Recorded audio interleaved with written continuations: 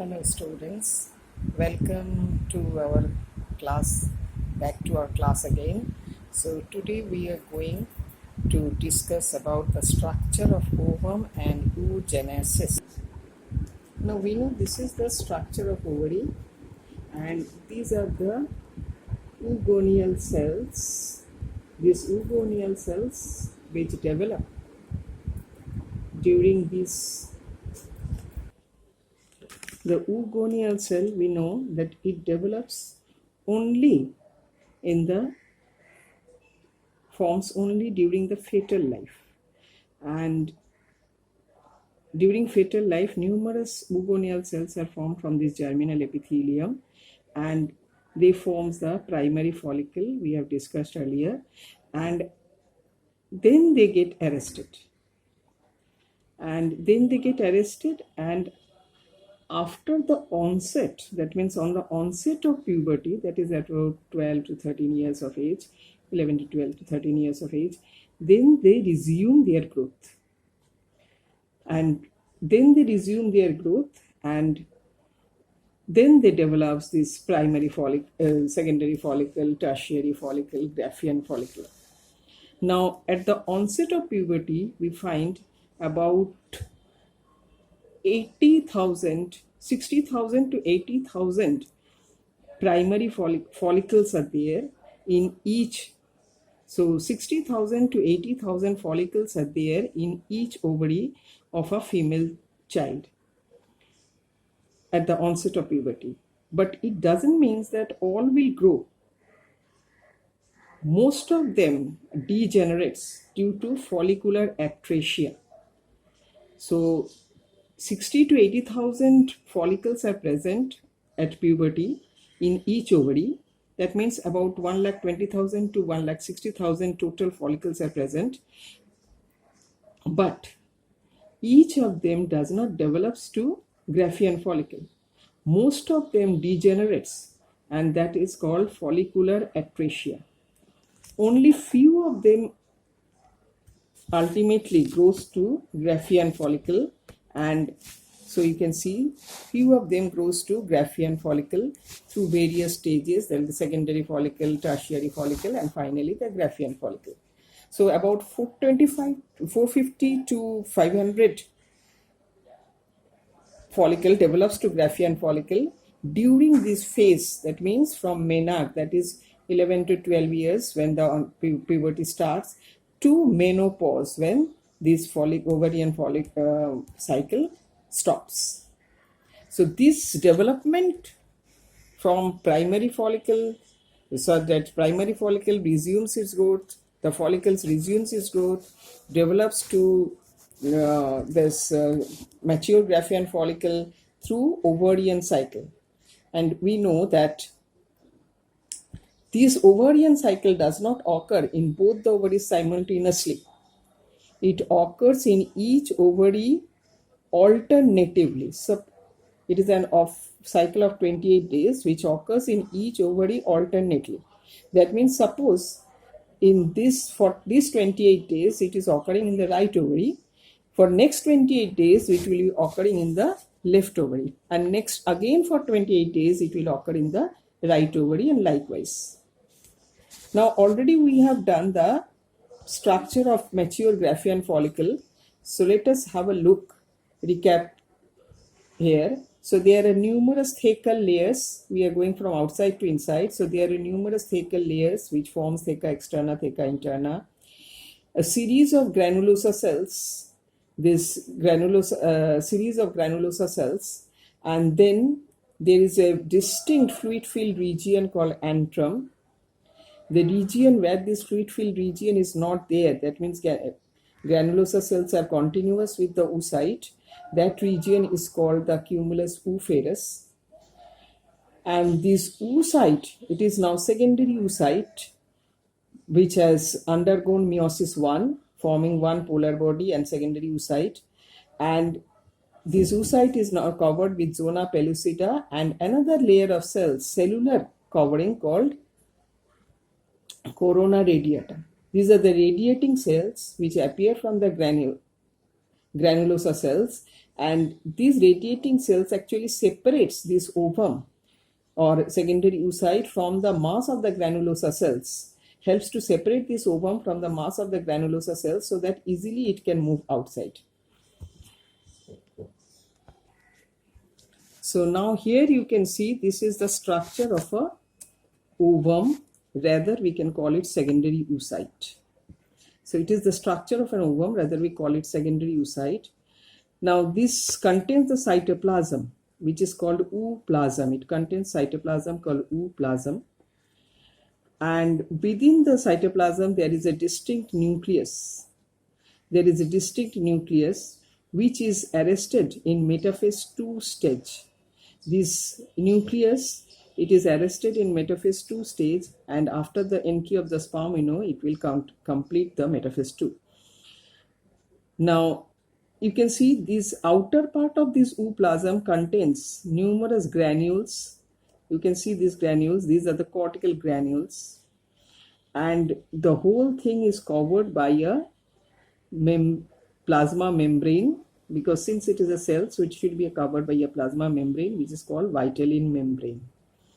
Clear? So it is called Vitelline membrane. Now, it is a secondary oocyte, so it has produced one polar body. When the primary oocyte, when divided by meiosis 1, it has produced one polar body. You can see here, this is the polar body. And the site on which the polar body resides of the secondary oocyte, that region is called animal pole. So site where the polar body is there, that region is called the animal pole, and opposite to that, this region, so the site opposite to that region is called vegetal pole. So animal pole towards the polar body and vegetal pole on the opposite to the polar body. So this is about the cell. Now this secondary cell of secondary oocyte has certain coverings.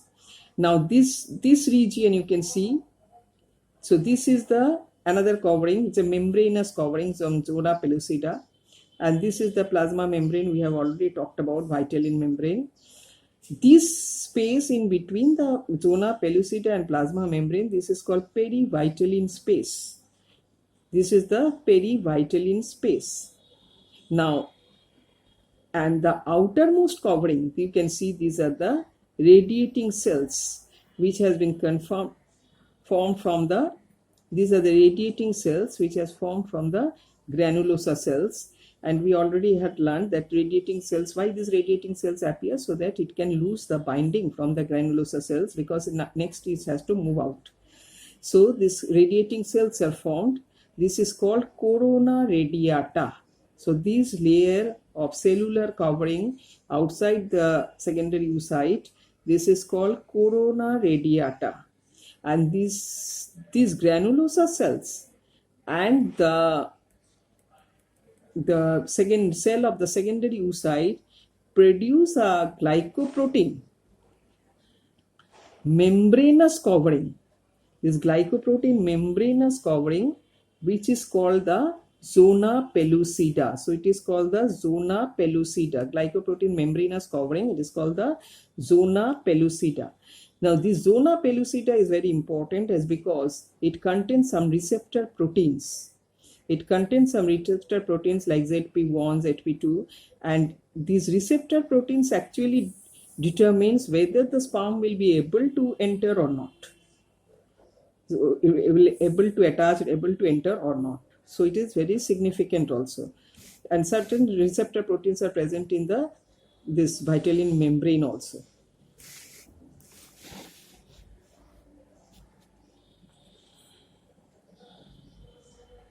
So here you can see the proper structure of the ovum. Rather, it is basically the secondary oocyte. So just I am repeating once more. The inside there is the ooplasm, and there is a distinct nucleus which has been arrested in metaphase 2 phase.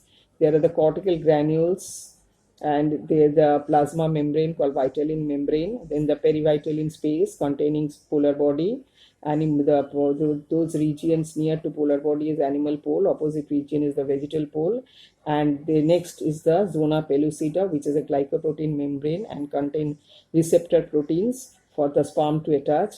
And next is the granulosa cells, transformed granulosa cells called corona radiata. This is a cellular covering of the secondary oocyte. Students, now we will discuss about the hormonal regulation of this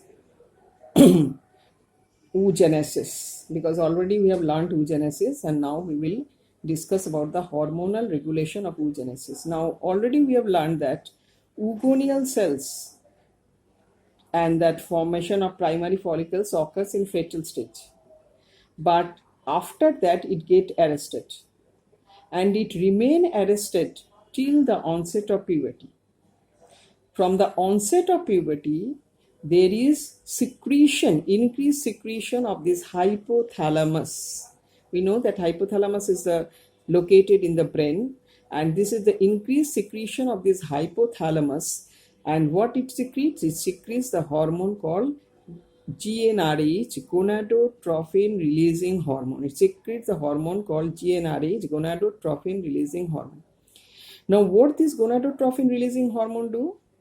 It stimulates anterior pituitary. It is also located in the brain. It stimulates anterior pituitary, and anterior pituitary, now we know anterior pituitary mainly secretes the trophic hormone. So in this context we will discuss about the gonadotrophic hormone.